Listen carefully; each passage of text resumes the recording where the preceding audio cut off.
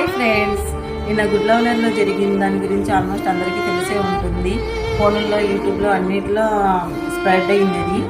అయితే దీని గురించి ప్రభుత్వం కానీ కాలేజీ యాజమాన్యం కానీ ఏమీ చేయలేకపోతున్నారు. కొన్ని వేల వందల లక్షల మందులు అన్నమాట ఇలా చాలా సఫర్ అవుతున్నారు. 300 వీడియోస్ నగ్నంగా వీడియోస్ తీసి పెట్టారని.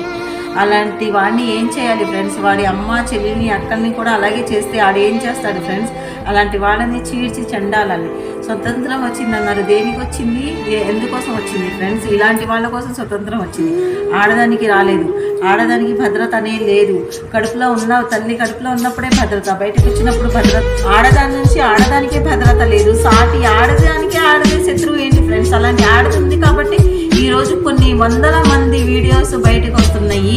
ఇలాంటి పిల్లలు ఎంత సఫర్ అవుతున్నారంటే, ఒక ఆడపిల్ల ఉంటుంది, సెన్సిటివ్ ఆడపిల్ల. ఆ పిల్ల ఏమన్నా చేసుకుంటే ఆ తల్లిదండ్రులకి ఎంత శోక సముద్రంలో మునిగిపోతారు. మీరు